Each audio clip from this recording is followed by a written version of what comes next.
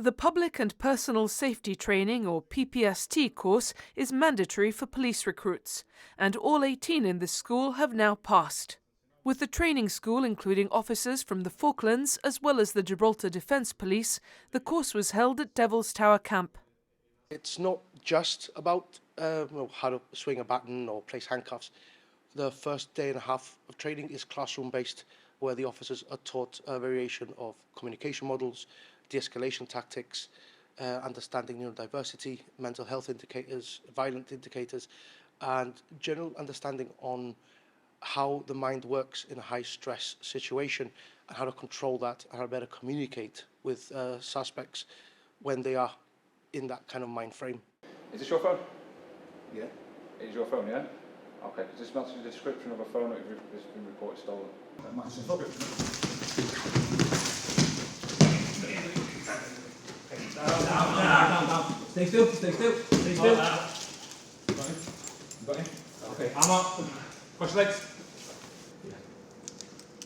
We can talk about this conversation, yeah? Can you breathe all right? You breathe. You can breathe, okay. The law empowers officers to use reasonable force if necessary.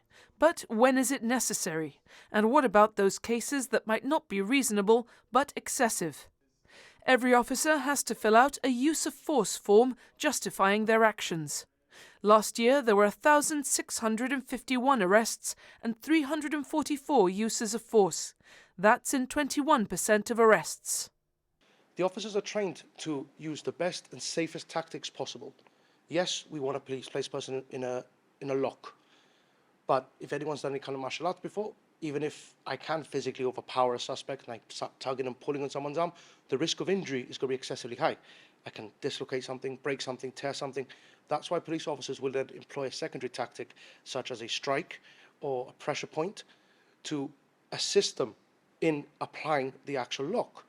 We will use an array of tactics, reasonable in the circumstances at the time, to effect an arrest. Last year there were 6 complaints of excessive force. The RGP says these are under investigation.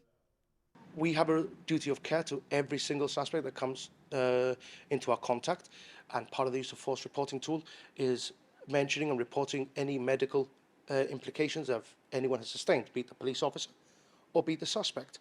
I can tell you that out of all those suspects that were arrested last year, we had 18 suspects requiring medical assistance because of contact they had with police. So it does happen, inevitably. When you're using force against someone, the risk of injury is always going to be there. You cannot negate it to zero. If you want to look at it further, why police officers may deploy a certain amount of tactics, you need to look at what's the risk to the officer as well. From 2019 to date, there has been a notable rise in assaults on police and officers sustaining injuries whilst on duty because of being assaulted by suspects. In 2019, it was 24% of officers requiring medical assistance. Last year, it was 48%.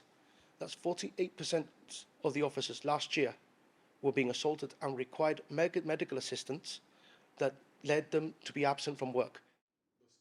So recruits learn to de-escalate where possible, but also how you should safely use force and what it's like to feel it yourself. I heard from a couple of the recruits just before the last voluntary step of the course, experiencing a full blast of incapacitant spray. It's been an intense course, but it teaches us basically how to, do things accordingly, lawfully, and what else can you say? So basically, I mean, it's been super informative. It's what she said. It's been super intense. It's been informative. It's been fun. Just so much knowledge to pack into 1 week. But yeah, I've thoroughly enjoyed it. Yeah, we have. Yeah, it's been intense, but it's been very, very good and informative. Yeah. And sore. I really sore. Yeah. Sore was definitely the word. I was offered the chance to get captor sprayed myself, but thought I'd give it a miss. Seeing the recruits go through it, I was glad I did. Today's training was specifically designed for the officers to practice the aftercare, which we are trained to give to suspects after they've been sprayed, irrespective of whatever somebody's done. We deploy spray and we need to now take care of them. So we practice that aftercare. And secondly is preparing officers in the inevitable chance that they may get sprayed themselves on the line of duty, which can happen. The course marks the 7th of 23 weeks of intensive training, after which the recruits will join a response team for a 2-year probation period. The aim is that they put these newfound skills to work to keep the public and themselves safe.